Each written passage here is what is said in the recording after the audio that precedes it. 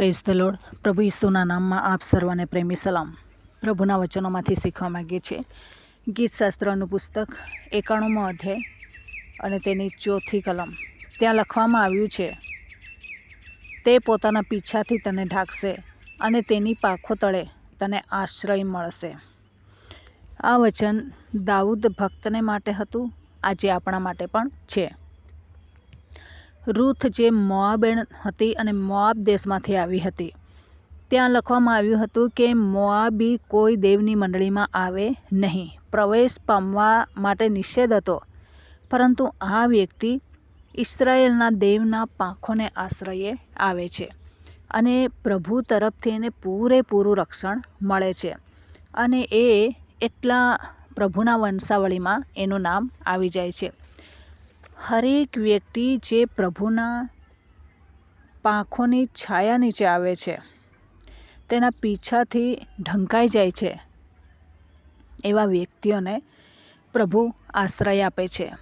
પ્રભુ એમને દોરે છે, શત્રુથી બચાવે છે, જોખમોથી બચાવે છે.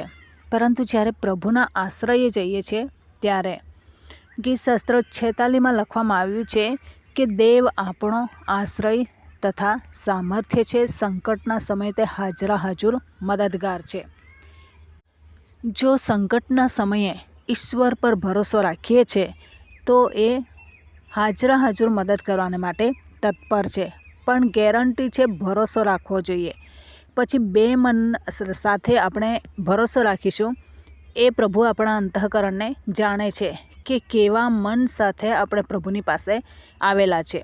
અને જો બે મનવાળા બનીને જઈશું, ઢચુપચું જીવન હશે, પ્રભુ પ્રત્યે ભરોસાને માટે એક દ્રઢતા નહીં હોય, તો પછી આપણને કોઈ બદલો મળવાનો નથી. વચનમાં જણાવે છે, તે પોતાના પીછાથી તને ઢાંકશે. જેટલા વ્યક્તિઓ પ્રભુના પાંખોની નીચે જાય છે, બધાને ઢાંકે છે. મરઘીને આપણે જોઈએ છે, એમનું એક જ બચ્ચું નથી હોતું, એના ઘણા બધા બચ્ચાઓ હોય છે. અને જેટલા પણ બચ્ચાઓ હોય, 12 હોય કે 15 હોય, પરંતુ જેટલા બી બચ્ચા જ્યારે મુસીબત આવે અને અવાજ કરે મરઘી, તો બધા દોડી આવે છે અને બધાને કેમ ને કેમ એમની પાંખોની નીચે સંતાડી દે છે. બચ્ચા એડજસ્ટ કરે છે કે મને આટલી જગ્યા જોઈએ, મારી મમ્મીના પાંખો મને બરાબર ઢાંકતા નથી, એવું નથી. પરંતુ એ એડજસ્ટ કરી લે છે. એ લોકોને પેલું સમડી ગરુડ આવી રહેલું છે, કાગડો આવી રહેલો છે, અને એમાંથી બચવાને માટે એ મમ્મીના પાંખો નીચે છુપાઈ જવું એટલું બસ છે. પેલા સમડીને ખબર નથી, મરઘીને તો જુએ છે પરંતુ બચ્ચાને જોતું નથી. એટલા માટે એ આશ્રય છે અને બધા જ બચ્ચાને મરઘી પોતાના પાંખોની નીચે એડજસ્ટ કરી લે છે, સમાવી લે છે અને એ પ્રમાણે એ ત્યાં છુપાવી દે છે. તમારા અને મારા જીવનમાં જ્યારે દુઃખો અને મુસીબતો આવે છે, ત્યારે મરઘી આપણી પાસે નહીં આવે. આપણે શું કરવાનું છે? એમની પાસે બચ્ચા દોડી જાય છે, એવી રીતના પ્રભુ આપણને પાંખોથી ઢાંકવા નહીં આવશે. આપણે પ્રભુની પાંખોની નીચે ઢંકાવાને માટે જવું પડશે. તેમની પાંખોની નીચે ઢંકાવા જઈશું તો શું મળશે? આપણને જેટલા પણ બાળકો, જેટલા પણ તારણ પામેલા એમના પાંખોની નીચે આશ્રય લે છે, એ બધાને પ્રભુ આશ્રય આપે છે. તેથી જેમ મરઘીના બચ્ચા સમાવેશ થઈ જાય છે પાંખોની નીચે, આપણે તું નહીં જોઈએ, આ નહીં જોઈએ એવું કરવા કરતાં જ્યારે પ્રભુ પર આપણે ભરોસો રાખીએ છીએ, બધાને સમાવેશ કરીએ છીએ, થોડી જગ્યાથી શત્રુ આવે છે ત્યાં સુધી સંતાવાનું છે. કાયમ એ પાંખોની નીચે નથી રહેવાનું. તેટલા સમય સુધી પણ ઘણા બધા વ્યક્તિઓ, ખ્રિસ્તી વ્યક્તિઓ સંતાવા માગતા નથી, બહાર નીકળી જાય છે અને પછી ગરુડ આવે છે અને એમને ઉચકી લઈ જાય છે. શૈતાન આવે છે અને એમને એકલા બચ્ચાને પાંખોની નીચે નથી, આશ્રયની નીચે નથી, અને એમને ઉચકીને લઈ જાય છે. તમારા અને મારા જીવનમાં જ્યારે દુઃખો અને મુસીબતો આવે છે, પ્રભુના પાંખોની નીચે જઈએ, પ્રભુ ઓટોમેટિક આશ્રય આપશે. તેથી આપણે નાસીપાસ થયા વગર પ્રભુના મહિમાને માટે વધુ ને વધુ જીવન જીવવાનું છે. પ્રભુને ગમે એવું જીવન જીવવાનું છે. પ્રભુના મહિમાને માટે જીવન જીવવાની જરૂર છે. પ્રભુને પસંદ પડતું જીવન જીવીએ.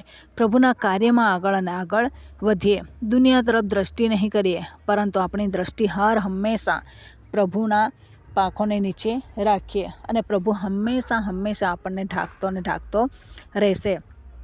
તો આ દિવસોમાં ઈશ્વરે એમની પાંખોની નીચે આપણને બોલાવેલા છે.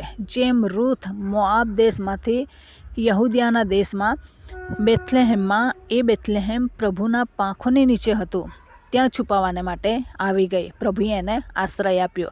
તમને અને મને જ્યારે પ્રભુ કહે છે આ પ્રમાણે છુપાઈ જાઓ, તે પ્રમાણે છુપાઈ જાઓ, ત્યારે આપણે છુપાઈ જવાની જરૂર છે. છુપાઈ જઈએ છીએ ત્યારે પ્રભુ શત્રુથી આપણું રક્ષણ કરે છે, બચાવ કરે છે.